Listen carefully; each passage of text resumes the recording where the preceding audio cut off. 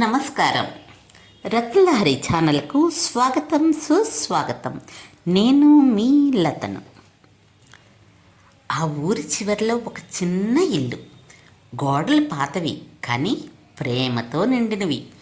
అక్కడ ఉండేది అను, ఆమె భర్త అర్జున్. ఇద్దరూ 10 సంవత్సరాల నుంచి కలిసి ఉన్నారు. పెళ్ళి అయిన మొదటి రోజుల్లో అర్జున్ గొంతు వినగానే అను మనసు పరవశించేది. రాత్రి ఫోన్లో నీవు లేకుండా నేను ఉండలేను అని చెప్పేవాడు. ఆ మాటలు ఆమెకు ఔషధంలా పనిచేసేవి. కానీ కాలం గడిచే కొద్దీ జీవితం బిజీ అయ్యింది. అర్జున్ ఉద్యోగం, ఒత్తిడి, బయటి ప్రపంచం. ఇంటికి వచ్చేసరికి ఒళ్ళు అలసిపోయి మాటలు తగ్గిపోయాయి. అను మాత్రం ఇంకా అదే పాత ప్రేమ కోసం ఎదురు చూసేది. ఒకరోజు సాయంత్రం వర్షం కురుస్తోంది. అర్జున్ ఆఫీస్ నుంచి ఆలస్యంగా వచ్చాడు. అను వంటింట్లో ఉంది.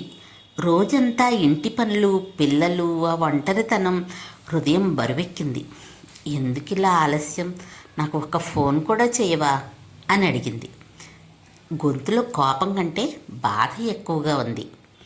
అర్జున్ బ్యాగ్ పక్కన పడేసి, అను ప్లీజ్, రోజంతా ఆఫీసులో తల పగిలిపోతుంది, ఇప్పుడు మళ్ళీ గొడవ అన్నాడు.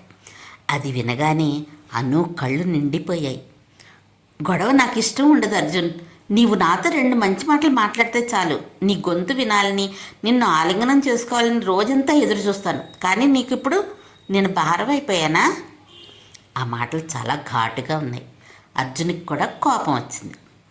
నాకు తెలుసు నీకేం కావాలో, కానీ నేను రోబో కాదను, నాకు కూడా అలసట వస్తుంది అని పెద్ద గొంతుతో అరిచాడు. అను నోరు మూసుకుని గదిలోకి వెళ్ళిపోయింది. తలుపు గట్టిగా మూసేసింది. ఆ రాత్రి ఇద్దరూ మాట్లాడుకోలేదు. మరుసటి రోజు ఉదయం అర్జున్ నీళ్లు తాగుతూ కూర్చున్నాడు. అను కాఫీ తెచ్చిపెట్టింది. ఇద్దరి కళ్ళు ఎర్రగా ఉన్నాయి. రాత్రి నిద్ర పట్టలేదు కదా మరి. అర్జున్ మెల్లగా అను చేయి పట్టుకున్నాడు. నిన్న నీ మాటలు నన్ను చాలా బాధ పెట్టాయను, కానీ ఇప్పుడు ఆలోచిస్తే నీవు చెప్పినది కోపంతో కాదు, ప్రేమతోనే అని అర్థమైంది. నీ కోపం వెనుక ఉన్న బాధ నేను వినలేదు, సారీ. అను కళ్ళలో అప్రయత్నంగానే నీళ్లు తిరిగాయి.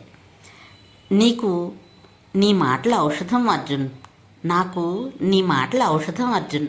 నన్ను అర్థం చేసుకోవడమే నాకు ప్రశాంతత. నీవు లేకపోతే నా మనసు పరేషాన్ అవుతుంది. అందుకే కొన్నిసార్లు ఘాటుగా మాట్లాడతాను, కానీ నన్ను వదిలేక అర్జున్ అని ఆమె గట్టిగా హత్తుకుంది.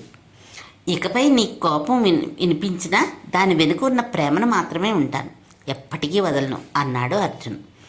ఆ రోజు నుండి ఇద్దరూ ఒక నియమం పెట్టుకున్నారు. కోపం వచ్చినప్పుడు ఒకరినొకరు దూరం పెట్టుకోకుండా ఒకరి గుండెలో ఒకరు ఏముందో తెలుసుకోవడం, వినడం. స్త్రీ కోపం అనేది తరచూ ప్రేమ యొక్క మరొక రూపం.